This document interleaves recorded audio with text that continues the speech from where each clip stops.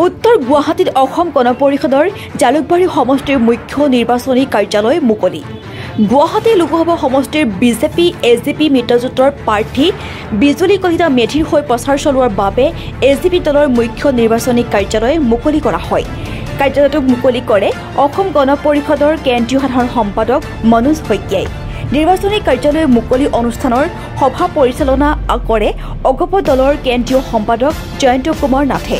কাৰ্যালয় মুকলি অনুষ্ঠানটোত অগপ দলৰ জালুকবাৰী সমষ্টিৰ অগপ দলৰ সভাপতি শংকৰ দাসৰ লগতে বহু নেতাকৰ্মী উপস্থিত থাকে।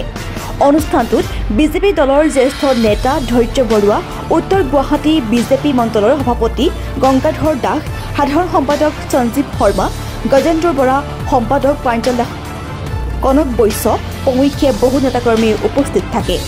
মীৰাবৰ ঠাকুৰে গুৱাহাটী দখল কৰাৰ আগতে মীৰাবৰ ঠাকুৰৰ গুৱাহাটীত কিমান দিন হৈছে সেই কথাটোহে প্ৰশ্ন সোধা পাল। মীৰাবৰ ঠাকুৰ প্ৰকৃততে ক'ৰ আৰু গুৱাহাটীত মীৰাবৰ ঠাকুৰৰ এতিয়া কিমান দিন হ'ল সেই কথাটো মীৰাবৰ ঠাকুৰক সোধা হৈছে। মীৰাবৰ ঠাকুৰৰ এটা পৰিচয় আছে, বিজেপি পূৰ্বতে বিজেপি আছিলে, গতিকে মীৰাবৰ ঠাকুৰৰ কিছু বিজেপি ভোট আহিব পাৰে। তেনেকুৱা কথা নহয়, তেনেকুৱা মানুহ বহুত দলত যোৱা দিনবোৰত ইফাল সিফাল হৈছে। আৰু মীৰাবৰ ঠাকুৰটো আৰু ইমান একো ডাঙৰ এখন মুখ নহয় যে মীৰাবৰ ঠাকুৰক দেখিলেই মানুহে সন্মানে ভোট দিব।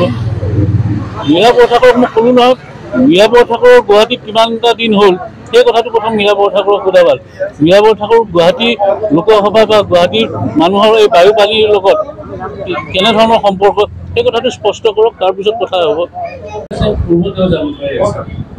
এই অঞ্চলটো এই 10টা ৱাৰ্ড আৰু মুখ্যমন্ত্ৰী ডাঙৰীয়াৰ অতি আপোন আৰু অতি মানে ভাল লগা আৰু মৰমৰ যিটো অঞ্চল বুলি কোৱা হয়, তাত এই উত্তৰ গুৱাহাটীৰ 10টা ৱাৰ্ড সন্নিৱিষ্ট হৈ আছে। আৰু মুখ্যমন্ত্ৰী ডাঙৰীয়াই আশা কৰে যে এই 10টা ৱাৰ্ডত থকা বিজেপি এজিপিৰ মানুহখিনিয়ে মুখ্যমন্ত্ৰী ডাঙৰীয়াই ভবা ধৰণে কামবোৰ কৰিব। আজিৰ দিনটোত আমি ইয়াৰ আগতে শুৱালকুছি, গলমু, দদৰা আৰু আমিনগাঁও এই অঞ্চলবিলাকতো আমি কাৰ্যালয়বিলাক উদ্বোধন কৰিছোঁ। নিৰ্বাচন 7 মে'ত অনুষ্ঠিত হ'ব আৰু ইয়াত আমি গুৱাহাটী লোকসভাৰ আমাৰ মিত্ৰজোঁটৰ প্ৰাৰ্থী বিজুলী কলিতা মেধিৰ সমৰ্থনত অসম গণ পৰিষদ দলে ইয়াত নিৰ্বাচনী কাৰ্যালয়টো আজি উদ্বোধন কৰা হ'ল। আৰু ইতিমধ্যে মাননীয় মুখ্যমন্ত্ৰী ডক্টৰ হিমন্ত বিশ্ব শৰ্মা ডাঙৰীয়াৰ যি উন্নয়ন আৰু বিকাশৰ ত্বৰান্বিত যাত্ৰা, তাৰ সন্মুখত ইতিমধ্যে বিৰোধী তছনছ হৈছে। এই বিৰোধীৰ অস্তিত্ব বুলিবলৈ বিশেষ একো নাই। ইয়াত আমি ভোটৰ ব্যৱধানটো পূৰ্বতকৈ কিমান বৃদ্ধি কৰিব পাৰোঁ সেইটোহে আমি এতিয়া ঠিক কৰিছোঁ। আৰু আমি প্ৰতি মানুহৰ ঘৰলৈ যাম, প্ৰতিটো পৰিয়ালক আমি চোঁ যাতে সকলোৱে আহি মিত্ৰজোঁটৰ প্ৰাৰ্থী বিজুলী কলিতা মেধিৰ সপক্ষে ভোটদান কৰে।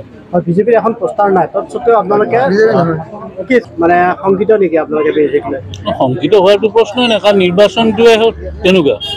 ইয়াত পোষ্টাৰ বেনাৰ থাকিবই, কাৰ্যালয় থাকিবই, কাৰ্যালয়বোৰৰ জৰিয়তেই নিৰ্বাচনী যিটো কাম কাজ সেইবোৰ পৰিচালনা হয়। আচলতে ইয়াত বিৰোধীৰ অস্তিত্বই নাই, বিশেষকৈ উত্তৰ গুৱাহাটীতটো বিৰোধী শূন্য।